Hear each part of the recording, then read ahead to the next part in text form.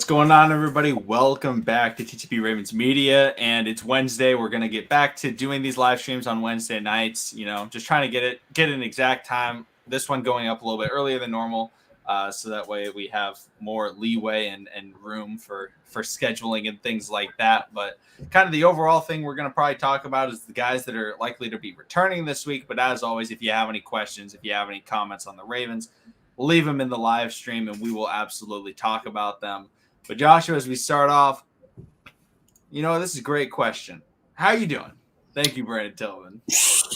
Brandon, man, what can I say, man? I feel good. We play against Minnesota. I feel pretty good. Just even us having the guys back, some sad things happen in the football world and sports period. But other than that, man, another day above ground is always a good day, and be able to talk to you guys, sometimes. I ain't gonna say sometimes, most of the times, 99% of the time, when we ain't talking crazy, it gives me, it helps me out, it uplifts me. So I'm good, man. I'm good. How you feeling, Brandon? Man, the football world kind of taken by a storm last couple of days. Yeah. Henry Ruggs situation and all that. Guys, don't do it. Don't drink and drive, or don't drink or don't drive when you're messed up, when you've been drinking and things like that. But it's never worth it. But I thought you with the family of the young woman who died. I believe her name was Tina. That's what I got from the little information that they've released about her and her family. Obviously that really sucks and everything. But in terms of the Ravens, Dapper says can't wait for the second half of the season. Yeah, I mean, that's when the Ravens have always, under Lamar Jackson at least, turned that corner. Yeah. Like, it seems like there's always been adversity at the beginning of the year, and all of a sudden they hit their stride right when it gets to mid-year, because other teams start to get figured out, and then the Ravens don't get figured out. And the Ravens just continue to get better and better and more difficult to stop, just like similar to, I think, the Titans in the past with Derrick Henry, whereas other teams, the decent teams, not the great teams like the Chiefs of years past, and like the Bills this year, like they're very difficult to stop. But like the teams right now that are sitting at 5-2 or 5-3 that maybe aren't as good as 5-3, they'll get figured out in the next couple of weeks, and they'll start losing some of those tough games. So overall, there's a lot of things that I think that Ravens fans, can be looking forward to, including the guys that are going to be returning. But Joshua, how are you doing? Not you, Joshua, other Joshua. Yolanda, how are you doing? Yes, hoping everything is well. And then how you doing, Alfonso? And Lisa says LJ is 57 yards away. Oh, hold on. Lamar Jackson has a daughter that like 90% of Ravens fans didn't even know about, which I think, I mean, Lamar Jackson's his personal life. I just think that that's wild that nobody really knew, and it wasn't something that was ever brought up. And that just, I think, speaks to Lamar Jackson's like humility, and like he likes to keep a lot of things private. But like, I mean, I think it's really cool that he has a daughter, and just like nobody knew. And all of a sudden on Instagram or like Twitter or Instagram, it was just like, it came out and everybody was like, wait a minute, hold on. But in which quarter will he get 2,000 yards on Sunday? Well, I really hope it's the first quarter, but what do you think? Since we play against Minnesota, I think it's gonna come down to one of those miraculous drives. So I'm gonna say the fourth quarter. You think he's gonna get his 57th passing yard in the fourth quarter? I mean, this is gonna be a tough game. Hey, we don't know which Ravens gonna come out, man. So we never know, especially the defense and everything like that. Man, we just don't know. Rashad Bateman's going to have a big second half. I mean, really, it's his only half. I mean, is the biggest thing, unless you're talking about the game individually. Yeah, I think that Rashad Bateman, he's looked really solid. And Lamar Jackson has been pretty good with the chemistry with him. Obviously, there was the drop by Bateman, and then Lamar didn't see the linebacker on the other throw to him that got intercepted against the Chargers. But Alfonso says, can't wait to see Marlon bounce back and lock up Justin Jefferson. Is Marlon going to cover Justin Jefferson, or is he going to be on Adam Thielen? Because both of them are arguably wide receiver ones in the NFL. Which one are you like? If you're the Ravens, like Adam Thielen isn't nearly as athletic, but I think he's a much better route runner. He's got better hands than Justin Jefferson. Do they put Averett on Jeff, which is tough, or do they allow a very crisp, very sure-handed route runner in Adam Thielen to go up against Anthony Averett? What's the strategy with the cornerbacks in this game? I don't know. Oh, just to think about that just depressed me almost. I don't know. Well, you got to think about it too. In certain packages, Adam Thielen does line up in slot, so Tavon Young will, be covering him as well. But I definitely feel like, just like how Marlon was on Jamar Chase in Cincinnati game, he will be on Justin Jefferson. I mean, he is one of the high profile best wide receivers in the league right now. Not taking away nothing from Adam Thielen, but it's almost like the Raiders. It's almost like the Raiders game in a sense. Best catching receiver, in my opinion, was Darren Waller, and the next best was Hunter Renfrow with his crisp route running. So I feel like it's going to be the same thing all over again.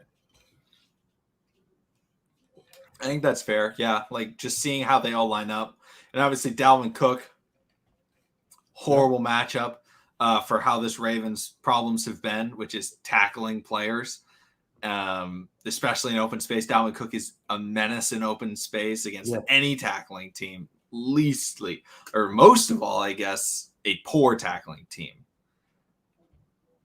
I see Dapper says, so long as he doesn't become like Mahomes, where when he has a kid, he stopped doing his good, then I'm happy. Lamar's had his kid, I believe, since the Tennessee Titans playoff loss.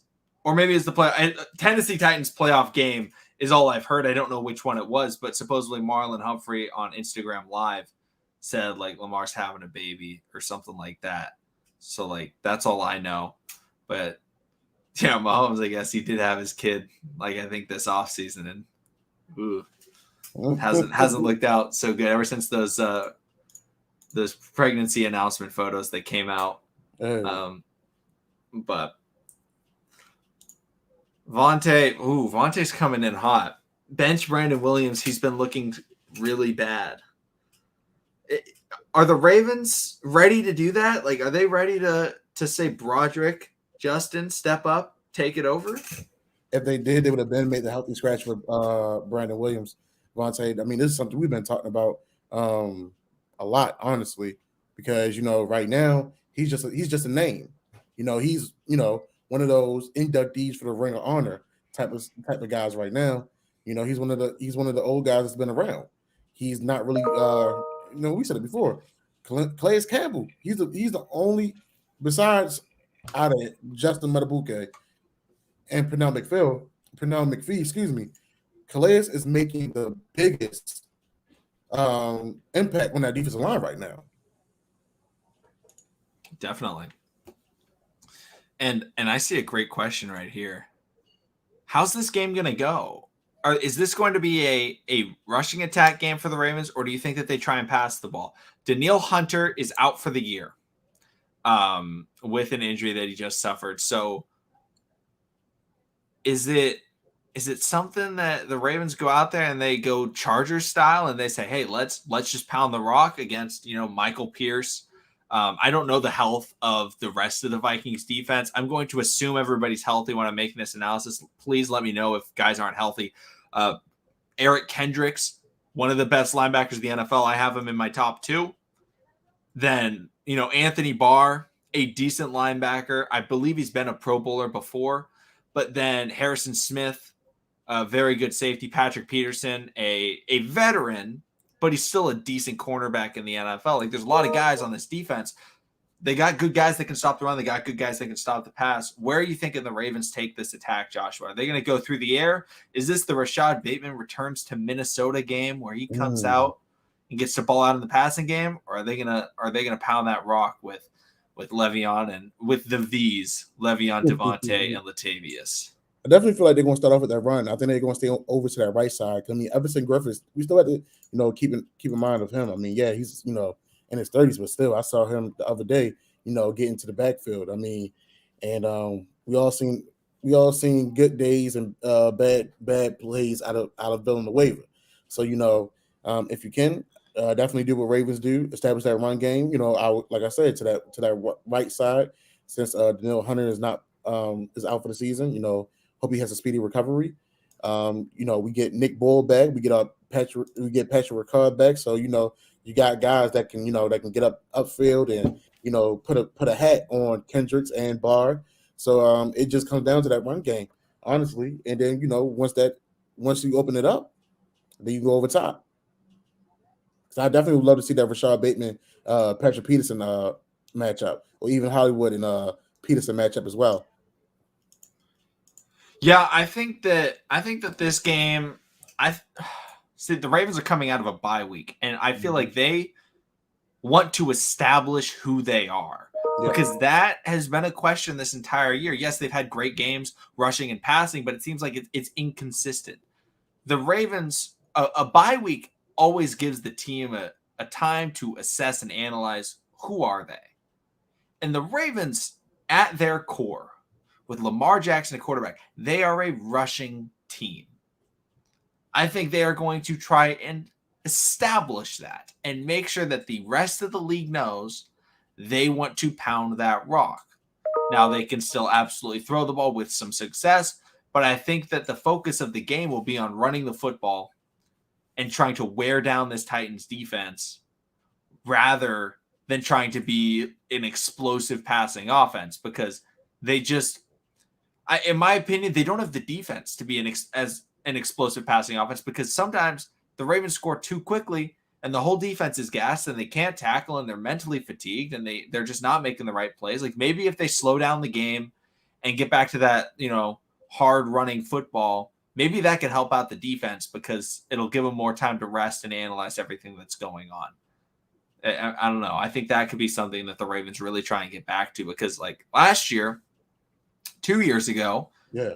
the Ravens were running the ball. They were still being explosive. You can be explosive when you're running the football. Like, this is something that the Ravens have been the last couple of seasons.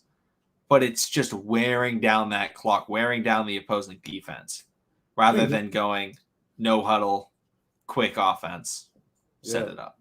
I think one game we even had 12 minutes worth of time of possession. I mean, that definitely helped us out help us out, in our favor, especially like you said, with the defense not being as fundamentally sound, with the tackling, the coverage is sometimes not there.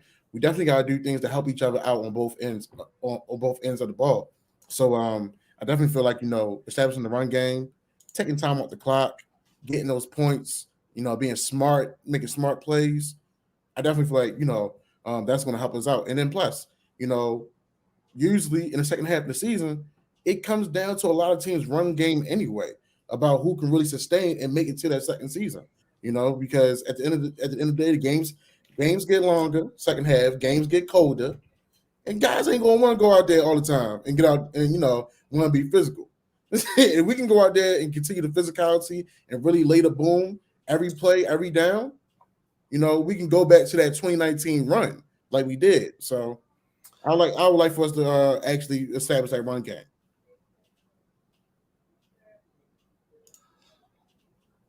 Julian, I think this is a great point right here. Last few days have decimated some of the AFC. Obviously, the Raiders with the Henry Ruggs situation, the Titans losing Henry, Browns losing Odell. The Odell situation is kind of crazy. His dad posting all those videos, LeBron posting stuff. Like, man, they do not want, it's one of my issues. I won't get into it, but it's an issue with LeBron James. But whatever. Don't you start it. Dude, I'm not trying to anger. I'm not trying to anger all the LeBron James people. I like LeBron James. I love his game on the basketball court. Off the court, he does some suspect things, in my opinion. But LeBron definitely has a big influence. But he does do a lot of great things off the court as well. I don't want to say like he's a great guy, but I think his Ravens and Bills can really take it right now. The thing that I think about with the Titans are, I would almost guarantee, are going to win their division still. I looked at it. They're 3 games ahead of the Colts in the standings. They also hold the tiebreaker over the Colts. The Titans get to play, I think, the Texans twice, and they get to play the Jaguars. And I think they also play the Dolphins. Even without Derrick Henry, they can absolutely still win all those games. The Colts still have to play like the Buccaneers. The Colts still have to play the Bills. They have to play the Raiders. They have to play one other really good team though. I can't remember exactly who it is. Like they have a very tough schedule. So I still think the Titans will make the playoffs. And with Derrick Henry out only 6 to 10 weeks, I really think that the Titans are going to be in full form when they get to the playoffs anyway. And they may actually be better because Ryan Tannehill may be forced to get that chemistry with Julio and get that chemistry with A.J. Brown.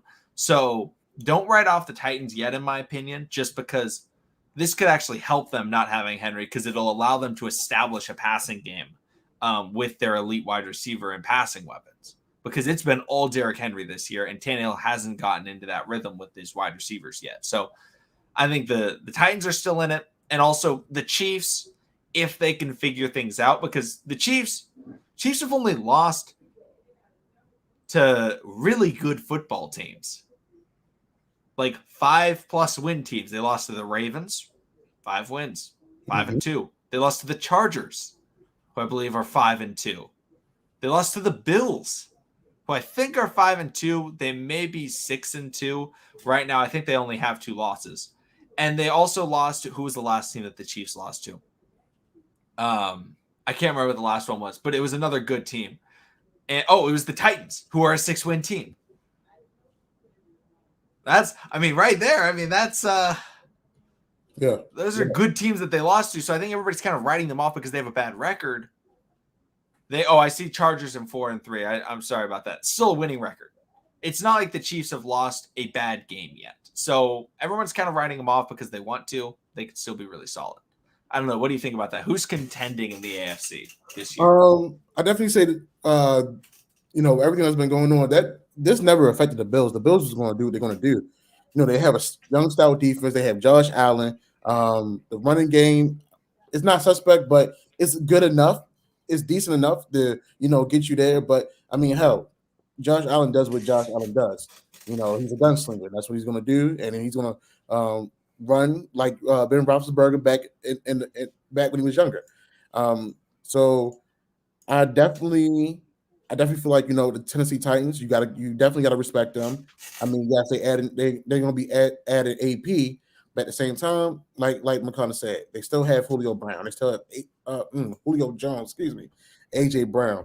I forgot who their tight end is, and Ryan Tannehill. He's a subpar quarterback. He can get the job done. He's very.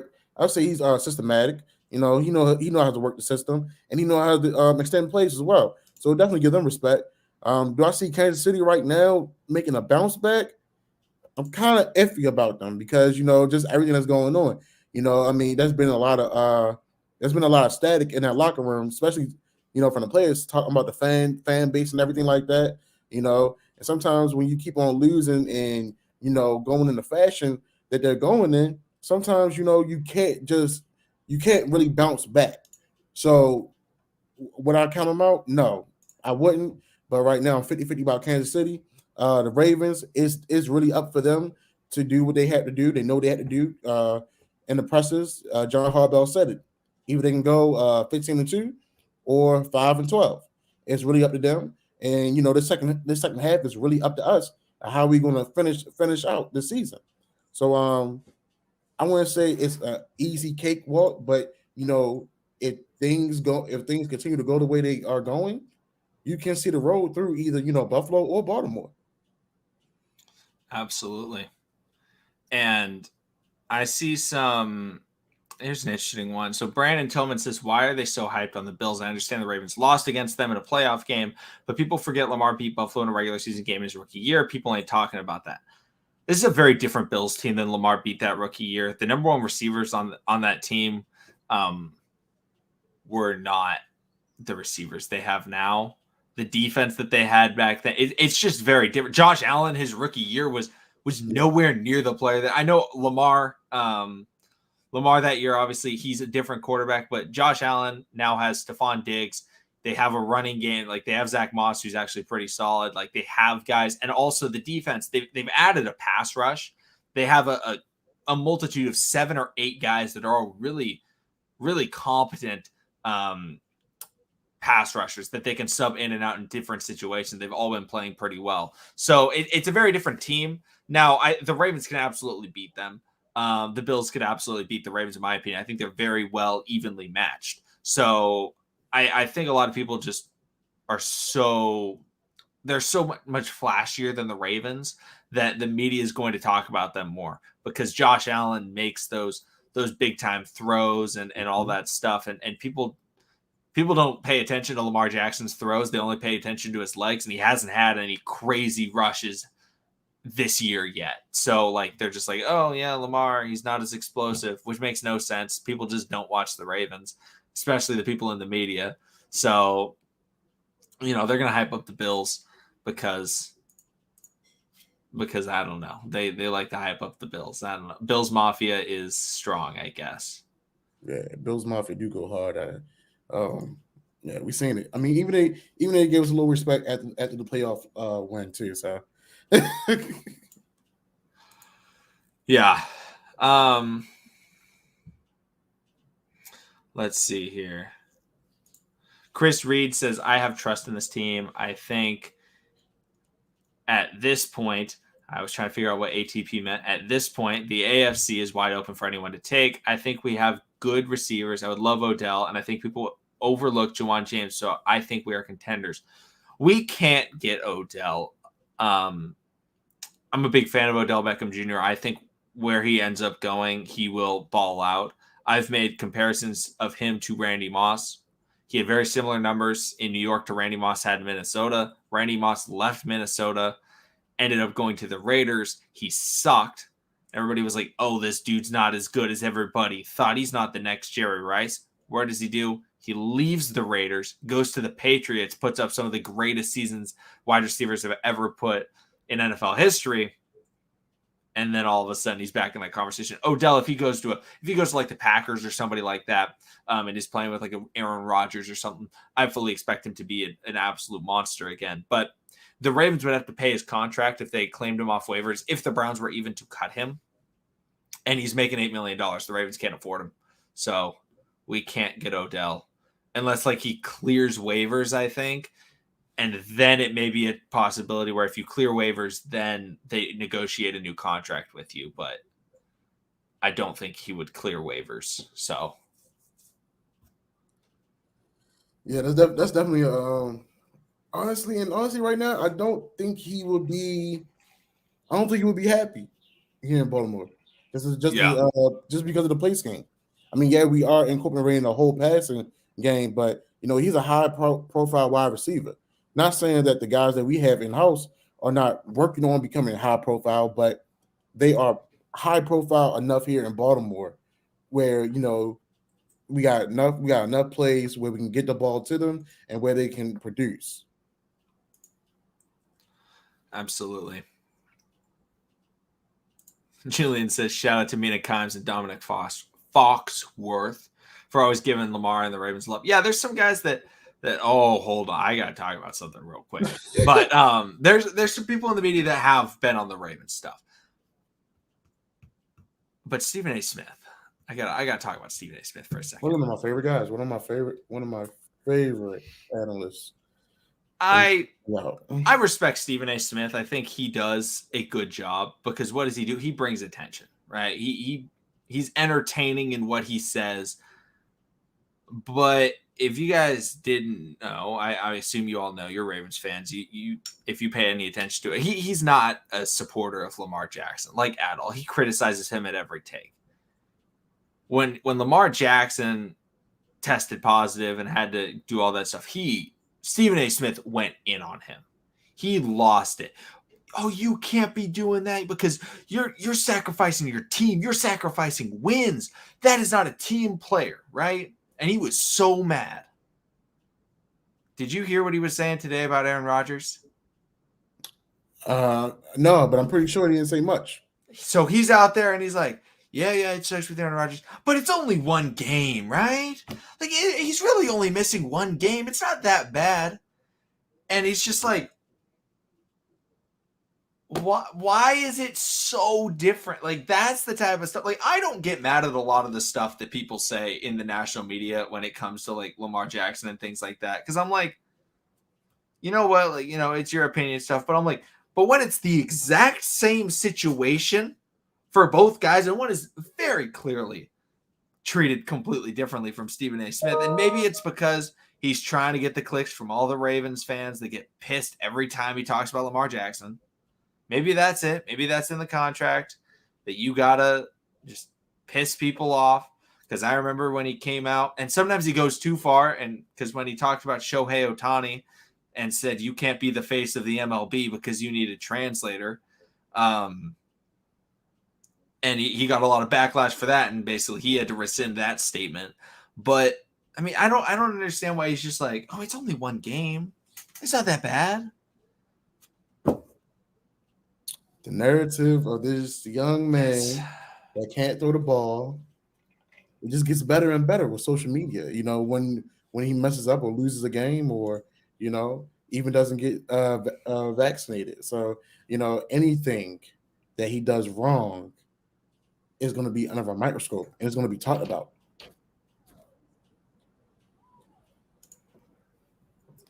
Yeah, I mean, this is very true right here. I mean, if you watch First Take, Max Kellerman's no longer on First Take.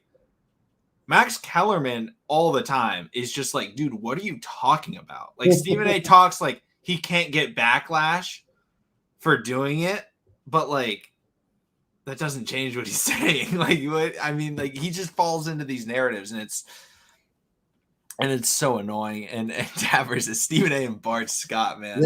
Yeah, Bart Scott. What the heck, Bart Scott? They share the same. They share the same bed. Honestly, man, they got to. But Bart left on bad terms anyway when he left the Ravens, because didn't he play his last couple years with the Jets? Rex, when Rex was the head coach, I think that's when they had. I think that's when they had Mark Sanchez and everything. Yeah, that era. So, yeah. Let's see here. Only guys, you know, I feel like, you know, that's made the best transition over to being an analyst is RG3 right now.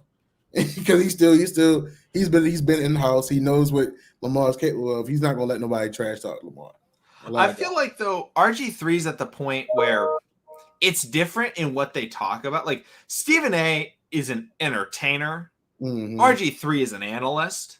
Yeah. Like, and so it's very different. Like being the entertainer side, that's what's different. I think that's what a lot of people don't realize about Stephen A. Smith. He's an entertainer. He's not an analyst. He doesn't know that much about football. He doesn't know that much about basketball, but he is incredible at articulating his thoughts. He's incredible at getting his point across in an entertaining way, right? I mean, Stephen A. Smith, we remember the things like when he's talking and he goes, you know, the first thing he did as the, you know, general manager was to sign Lamar Odom, right? Who was on crack, like all this stuff. Like people remember the stuff Stephen A. Smith says. Yeah. Nobody remembers exactly what Kurt Warner is saying when he's sitting there on NFL Network after games. Nobody remembers that. But they remember the Max Kellerman saying, I want Iguodala, right? They remember Skip Bayless, you know, talking about how Tim Tebow is the greatest quarterback ever. Like all these types of things. Like people remember the entertainers. They don't remember the analysts. Like, so like the show, like Undisputed, yeah, First Take, those things, it's entertainment. It's not football analysis. If you want great football analysis, go to the Football Diary. If you guys don't want more than just Ravens, if you want just Ravens, you're in the right place. But shameless plug, no shame.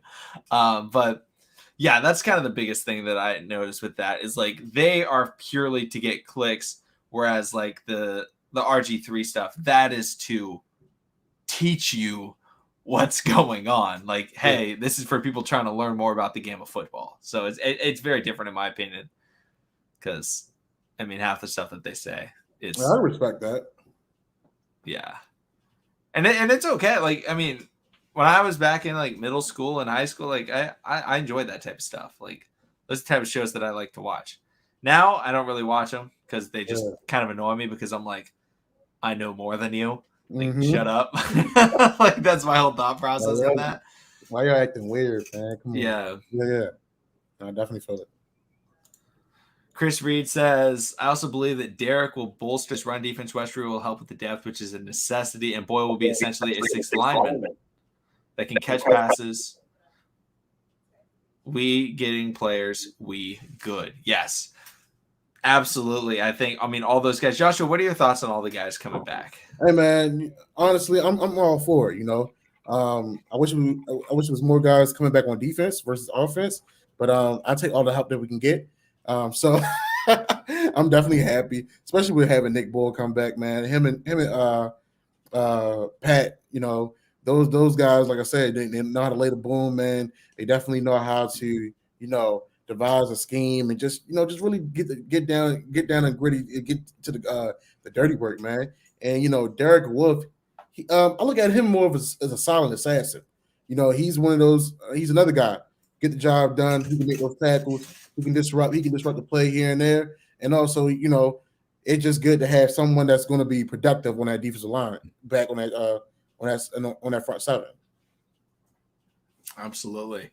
And yes, the Ravens coaches did talk with the team about the Henry Ruggs situation. I believe I read that today they addressed the team about all of that type of stuff. So yes, the Ravens have always been a very good organization when it comes to addressing issues, whether it's culture issues, and not just with like the team or overall, but just like whenever topics come up, the Ravens have always been a team that tries to put those efforts in, whether it's like social, whether it's action based, a lot of things. The Ravens take that step and they put it forward. I mean, this is a no nonsense organization and things like that. When you have guys like Ray Rice who meant so much to this team, something happens with Ray Rice, he's gone. Like, no matter how good you are, if you don't follow the Ravens definitely talked about. John Harbaugh's great with that type of stuff, so I fully expect it to have been a very good, I don't know, presentation, whatever they did, team huddle, whatever it was, a lot of stuff. But yeah, Void RG3. I don't know if he's technically retired, but he's not in football. Like if somebody offered him, like he'd maybe come back. Yeah, but however he got his contract worked out, if he was offered, he can return back to the NFL.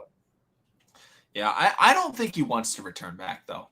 I think he's good. Like, maybe he'd return on a coaching job or something like that. But I feel like RG3 is just kind of like I think he understands he's never going to get to be a starting quarterback in the NFL anymore unless a player got injured and he was the backup and he came in. Like, he's not going to get that opportunity because no team, he's not going to take anybody to the Super Bowl, and he's not going to like be young enough to where like they can look at like him and say, hey, we're going to build around you. Like, he's not in that point in his career, unfortunately. I love RG3. I was a big fan of him at Baylor, big fan of him in Washington. Not as much when he was in Cleveland. But overall, kind of sucks to see a guy like that go. But he's doing his thing. He's definitely doing a great job with the analysts and things like that. But let's see. Is there any other questions that you guys have, or Joshua, anything you want to bring up? Other than Canelo's about to get ready to fight. Yes. My boy Tank is about to fight December 5th, so I'm definitely looking forward to seeing those fights. I mean, Deontay Wilder, he disappointed me in the Tyson Fury fight.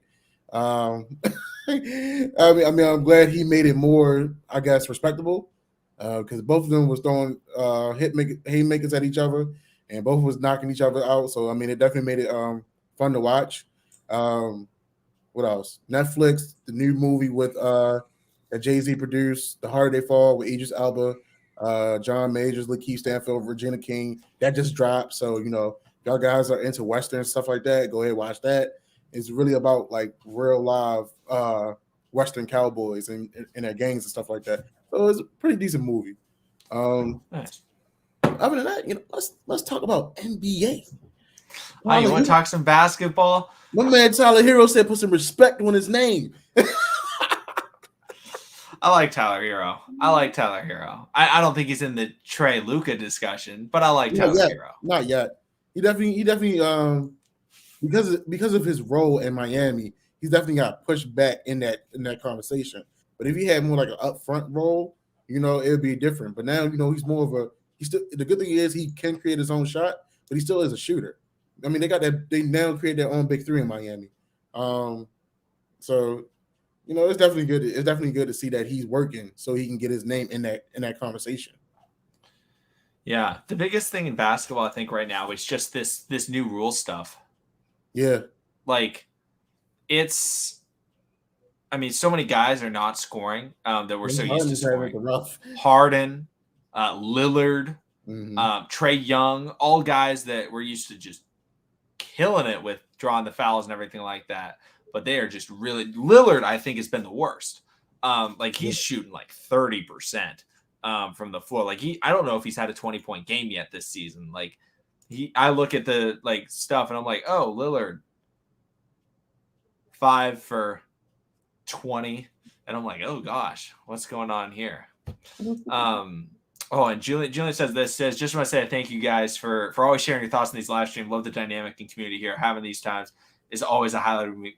Man, it is so much fun. You guys make this what it is. It's not just us. Easy for us. Yeah, y'all make it you give us the things to talk about. We can absolutely talk about them. So yeah, no, thank you for always participating and coming through. I look forward to streaming every week. Joshua and I both look forward to it. It's a lot of fun. Most definitely.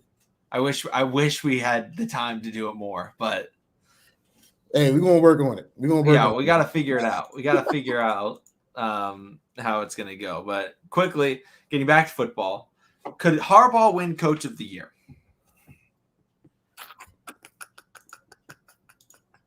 No, I'm gonna say no. And it is not because the whole G-Roll conversation, stuff like that. I just don't feel like he's good at what he's doing. He's a great players coach. I mean, he goes for all the marbles on fourth down and stuff like that. But he has to get over that hump, him and Lamar together, of putting up enough playoff wins and things of that nature. So I mean, yeah, we have 17 players on injury reserve. If we end up 15-2, like he said, or with a decent record that the road is through Baltimore, maybe. But right now, I just don't see it happening. We just need a little bit more. Yeah, I feel like I don't think he's going to win. I just think that Coach of the Year is so much an expectations award, and the Ravens had very high expectations. But I think right now it's probably LaFleur in Green Bay, or it could potentially be like Cliff Kingsbury in Arizona, maybe like a Sean McVay in LA. Just one of those guys where the team, overall, it's very schematic in what's going on. I don't think Sean McVay would win it because they brought in Aaron Donald, they brought in Stafford and things like that. But I think it'll probably be an NFC team. It could be maybe Mike Vrabel if the Titans end up being able to make it to the playoffs without Derrick Henry. That would actually be a good pick, honestly. There's a couple. I mean, the Patriots right now, if you didn't know, Patriots are the only team in the NFL with a top 10 offense and defense. They're in the hunt to make the playoffs right now. The New England Patriots, Bill Belichick could be in that conversation, and that is a terrible roster. Very true. Yeah, J-Rum, Cliff Kingsbury is definitely in the conversation. Sean Payton as well. Dapper said Sean Payton. Yeah. A lot of guys that could get brought up. Also, Mike McCarthy with the Cowboys. He could get brought up. Cowboys playing really, really well.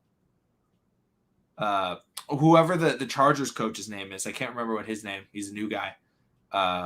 No longer Anthony Lynn, but Brent Staley, something like that. Yeah, something like that. Chargers coach. What's his name? Brandon Staley. Yeah, a lot of guys that could be in the conversation. I I obviously would have said Gruden with the Raiders, but obviously Gruden was definitely not coach of the year, like the anti-coach of the year. But the interim coach, if he's able to take them to the playoffs, I honestly don't know his name. So if he's able to take them, that could work. But a lot of different options that could win. Adit asked me about the Braves. World Series champs. Says, would you give Freddie Freeman a 5-year, $135 million deal? He's worth extra for leadership, and Acuna is only getting paid $7 million a year, so Freddie can get the last big deal. Yeah, I mean, I expect Freddie Freeman to stay in Atlanta. I think he no longer has a need to ring chase or anything like that. I felt like if the Braves ended up selling or something like that he could end up leaving, go to somewhere like San Diego. I know was a team that was brought up and trying to bring him in. I know Chicago was sometimes brought up and trying to bring him in. But yeah, Freddie Freeman, I think he wants to stay in Atlanta. And, overall, I think he's worth that money for, he's been the Braves guy for the last, 10 years or whatever it's been. So yeah, I think it's definitely could be worth it. But they just have to analyze their outfield. What do they want to do? Solaire's a free agent. I believe Duvall's a free agent. And I believe Jock Peterson's also a free agent. And Rosario might also be a free agent. So they really know that they just have Acuna. So they may have to build out. And Solaire's going to get a big-time deal because when you win World Series MVP, you're probably going to get a big deal somewhere. And that's exactly what Jorge Soler did. So, I don't know. Definitely could be worth it. Nerome is I guess, an Astros fan. Tough. Man, and that's not tough. You cheated in the World Series. You don't get tough. That's just it's tough. That's karma. So in all reality, that means the Dodgers should get that championship then by default. I'm just saying. No, I think the Braves get it. They just be like, you know what? Let's take a random team from 2017 and just give it to them. No, they just can't, pull a team out the hat and just say, "Hey, man, here you go." No, you can't. Just make it no contest, like no championship. Wait, are you asking how did we cheat? The stealing signs, banging trash cans, is that not, you missed that whole thing? I mean, it's been proven many times that they openly cheated. That's, you know what? I don't know what to say about them. I know next year I definitely want to watch the Orioles a little bit more, just for out of respect for Cedric Mullins. Oh yeah, that young man is doing his thing. So definitely gotta check them out a little bit more. But it's all right. They definitely, the Braves definitely did what they had to do, man. So shout out to your team. It's all right. It's all good.